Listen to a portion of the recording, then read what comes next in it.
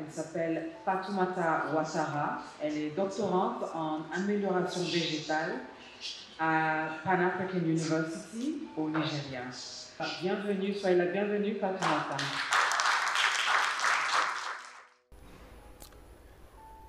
C'était à Famienko, un village situé à l'est de la Côte d'Ivoire.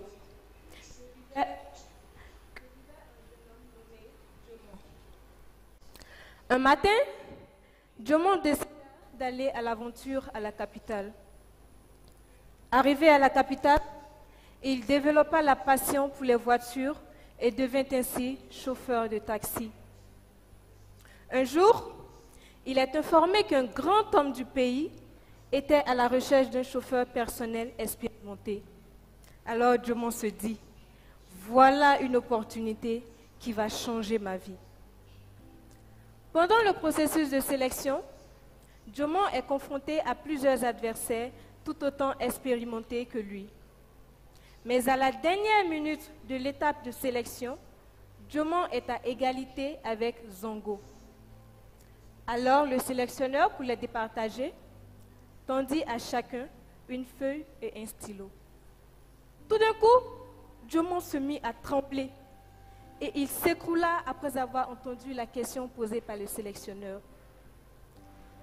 Apeuré, le sélectionneur s'approcha de lui pour s'enquérir de son état.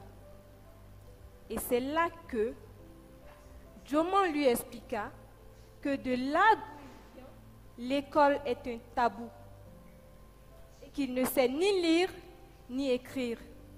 Alors comment pourrait-il écrire son nom comme on le lui demandait? C'est ainsi que Djomon perdit le poste et vit son rêve s'effriter. Tout triste et découragé, Djomon se fit la promesse de scolariser tous ses enfants afin qu'aucun d'eux ne vive la même situation que lui dans le futur. C'est ainsi que Fatoumata et ses frères connurent la scolarisation. Mais l'histoire ne s'arrête pas là. Des années plus tard, Fatoumata, la plus jeune fille de Djomon, à chaque fois qu'elle se rendait à Famienko, ne manquait pas de se rendre dans les champs pour admirer les plants d'ignames, de piments, d'aubergines et de d'eau. Cependant, un jour, dans ses balades dans les champs, elle rencontra des plants d'ignames totalement effeuillés, présentant des tiges à l'aspect brûlé. Et plus de 80% des champs présentaient le même phénomène. Quelque temps plus tard, le village qui avant, à cette période de l'année, serait très animé, était totalement différent de cette année-là. Et bien la raison, c'est que les récoltes ne sont pas disponibles. Les quelques plants d'ignames qui avaient produit des tubercules n'avaient pas de bonne qualité pour la consommation. La prestigieuse fête d'ignames cette année-là se vit être annulée. La tristesse pouvait se lire sur les visages des paysans, car l'igname est la principale culture de ce village et la principale source de revenus pour les habitants. Alors, sans igname, pas d'argent, pas de nourriture pour les habitants et pas d'école pour les tout-petits. Alors, c'est là que Fatoumata intervint et dit ceci. Braves gens de Famienko, tout n'est pas perdu. Moi, votre fille, je vous aiderai à trouver une solution face à ce problème. Un grand point d'interrogation pouvait se lire sur le visage. Fatoumata, avec un sourire aux lèvres, leur dit « Oui, faites confiance à la science. Je vous aiderai à trouver des variétés avec de bons rendements, de bonne qualité pour la consommation sous toutes ses formes, mais aussi résistantes au phénomène de plants effeuillés connu sous le nom de l'anthracnose.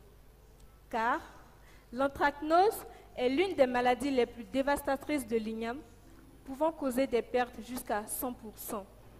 et son degré de sévérité est étroitement lié aux aléas climatiques.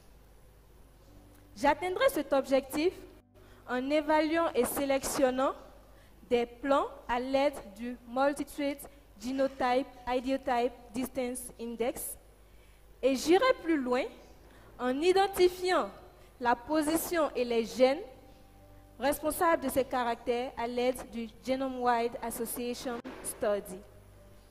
Tout heureux, les villageois acclamèrent pour Fatoumata et lui disent: Fatoumata, nous ne comprenons absolument rien à tout ce charabia que tu viens d'expliquer.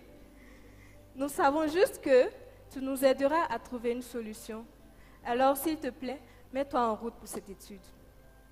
C'est ainsi que Fatoumata se rendit au Nigeria, précisément à l'IITA à Ibadan, où elle fut capable de sélectionner 6 génotypes prometteurs dans un panel de 389. Alors, c'est chemin faisant pour le laboratoire pour le génotypage que moi, Fatoumata, posa mes valises à Howard pour conter cette histoire. Et il est maintenant grand temps pour moi de poursuivre mon chemin vers le laboratoire, car les habitants de Famille Creuse sont impatients. Mais avant cela, s'il vous plaît, dites-moi, est-il possible de parler de développement sans éducation? Je vous remercie.